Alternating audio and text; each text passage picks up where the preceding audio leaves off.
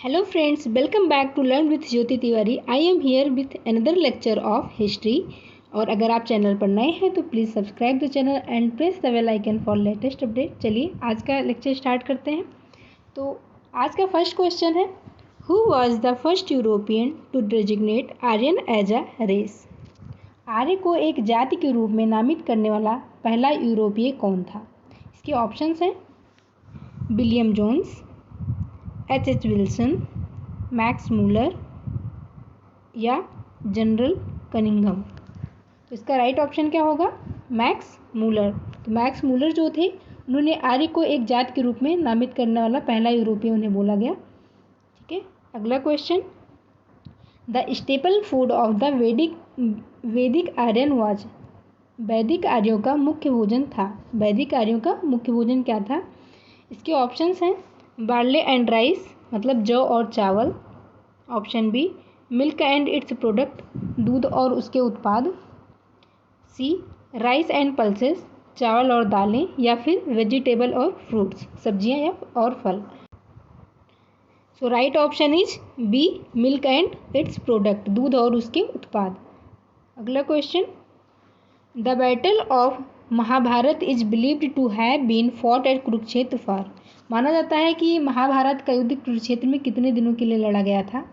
तो इसके ऑप्शंस हैं 14 डेज, 16 डेज, 18 डेज या फिर 20 डेज। तो इसका राइट आंसर क्या होगा? 18 डेज। महाभारत का जो युद्ध था, जो कुरुक्षेत्र के मैदान में लड़ा गया, वो 18 दिनों तक लड़ा गया था। अगला क्वेश्चन,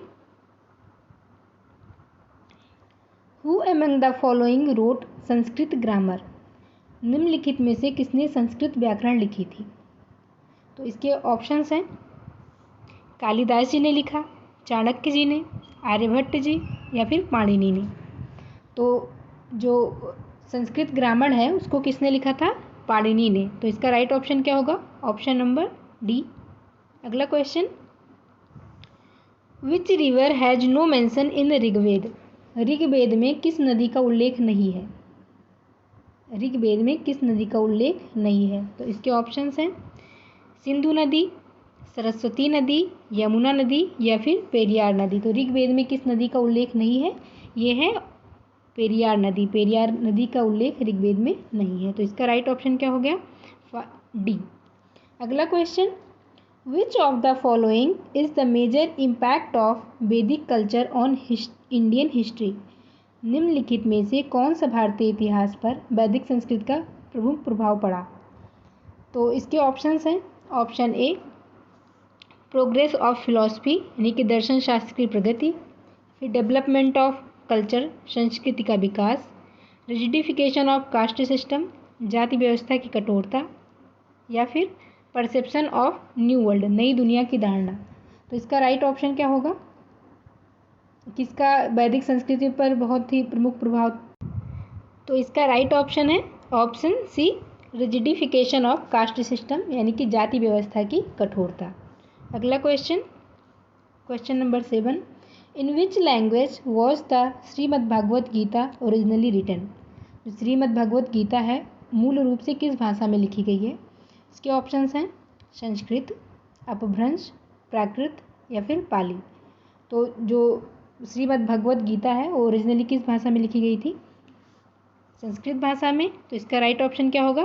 संस्कृत भाषा, मतलब संस्कृत लैंग्वेज। नेक्स्ट क्वेश्चन, पुरुष सूक्त इज फाउंडेड इन द? पुरुष सूक्त किस में पाया गया है? इसमें से जो नीचे दिए गए हैं, भगवत गीता में पाया गया, ऋग्वेद में, मनुस्मृति में या फिर अथर्ववेद में? तो जो पुरुष सूक्त है वो ऋग्वेद में पाया गया है। ठीक है, पुरुष सूक्त का वर्णन किस में है? ऋग्वेद में। तो इसका राइट ऑप्शन क्या होगा? Option B. Next question, the hymns of Rigveda are the work of? Rigveda के स्रोत किसकी कृति हैं? इसमें कितने लेखकों की कृति है ये? एक लेखक, 4 लेखक, 7 लेखक या कई सारे लोग मिलकर के ऋग्वेद के जो स्रोत हैं उनको लिखा है? तो इसका राइट ऑप्शन क्या है? मेनी ऑथर्स, यानी कई लेखक, कई लेखकों ने मिलकर के ऋग्वेद के स्रोत को लिखा है। इसका राइट ऑप्शन क्या हो गया? Option D. अगला question, the government of India has decided to declare which of the following river as national river. Bharat सरकार ने निम्नलिखित में से किस नदी को राष्ट्रीय नदी घोषित करने का निर्णय लिया है? तो इसके ऑप्शंस हैं, ये शायद आप सबको पता ही होगा इसका राइट आंसर क्या होगा। ऑप्शंस हैं गंगा, यमुना, कावेरी, ब्रह्मपुत्र या फिर नन ऑफ दीज। इसका राइट ऑप्शन क्या होगा? ऑप्शन ए, यानी कि गंगा नदी को राष्ट्रीय नदी घोषित करने का निर्णय लिया गया है।